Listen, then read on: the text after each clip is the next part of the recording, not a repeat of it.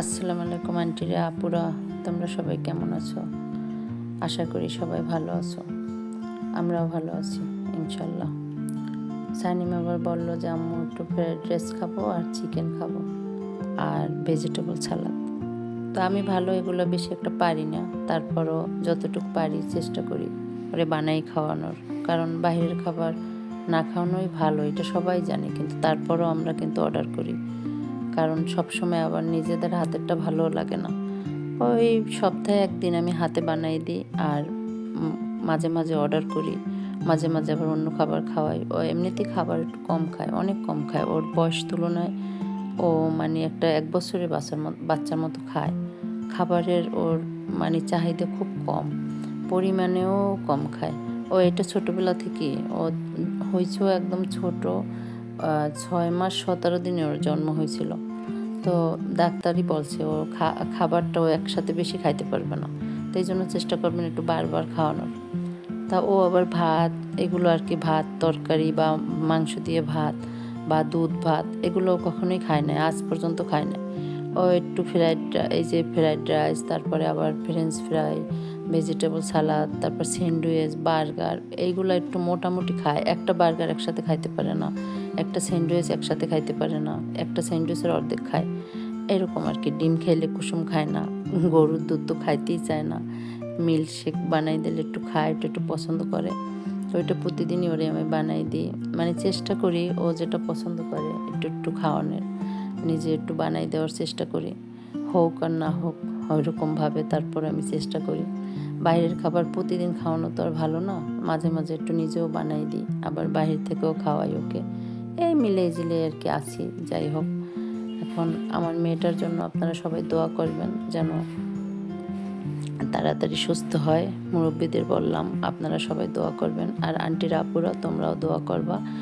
আর সবাই ভালো কমেন্ট করে, আমি খুব খুশি। আর যারা খারাপভাবে কমেন্ট করে যে মেয়ের কাছে যান না কেন, আপনি একটা খারাপ মা, আপনি একটা সেলফিশ, মেয়ে এত অসুস্থ, আপনি না যাই পারেন কিভাবে, এইটা সেইটা। আমার সন্তান, আমি 10 মাস 10 দিন গর্ভে রাখছি, আমি ওকে বড় করছি, আমি ওর সুখে দুঃখে ছিলাম, আমি ওর মা। তো পৃথিবীতে সবাই সব কথা বলতে পারবে, কিন্তু আমার চেয়ে ভালো ওকে কেউই বাসতে পারবে না। ওর কোনো কিছু হইলে আমার চোখ থেকে পানি পড়বে, আমার কিছু হইলে ওর চোখ থেকে পড়বে। মা সন্তানের সম্পর্কের উপরে ঊর্ধ্বে আর কোনো সম্পর্ক এই দুনিয়াতে নাই।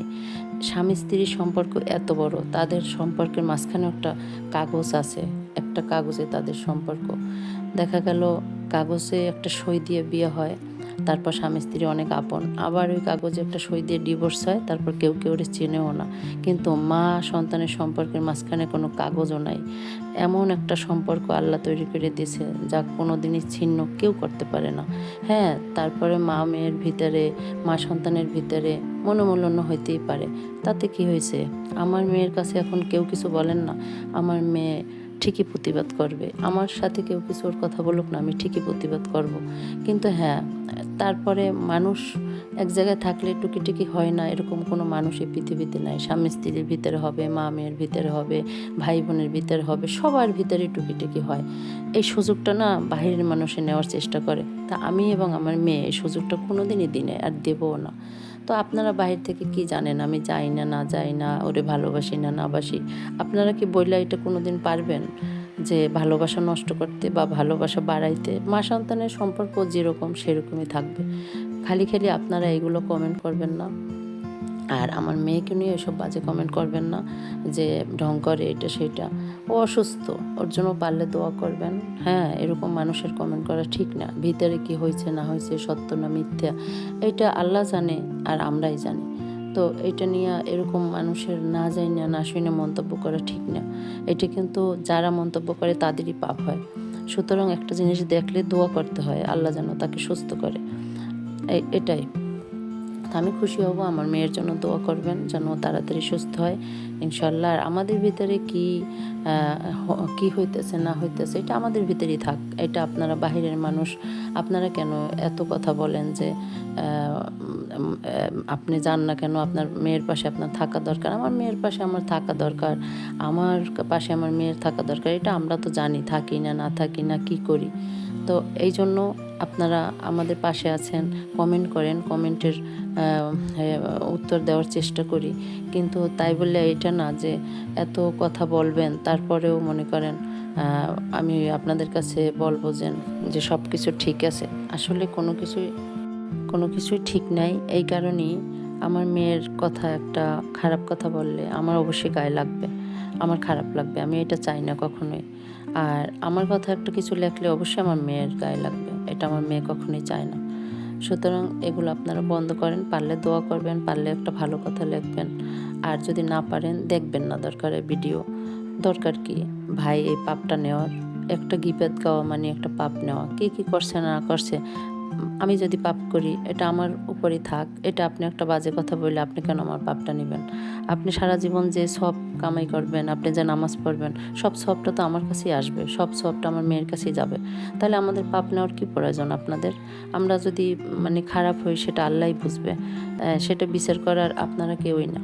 তো ভালো একটা সম্পর্ক রাখেন। সবাইকে আমি বলি না, সবাই যে এটা লেখেন তা না। দেখা গেল ১০০ র ভিতরে ৫ জনে লেখা আর ৯৫টা মানুষের ভিতরে একটা ভেজাল তৈরি করে দেয়। তো এইটা আসলে ওই ৫ জনকে আমি বলি যে এরকম করা ঠিক না। আর এবং এগুলো সব লেখে ফেক আইডি দিয়া। মানে অরিজিনাল কোনো আইডি তাদের নাই। ফেক আইডি দিয়ে এসব আমার মেয়েকে বা আমাকে এসব কমেন্ট করতেছে। অরিজিনাল কোনো আইডিই নেই। পারলে অরিজিনাল আপনার আইডি দিয়ে আপনি কিছু লেখেন, কিন্তু আপনি ফেক আইডি দিয়ে এসব আপনি বাজে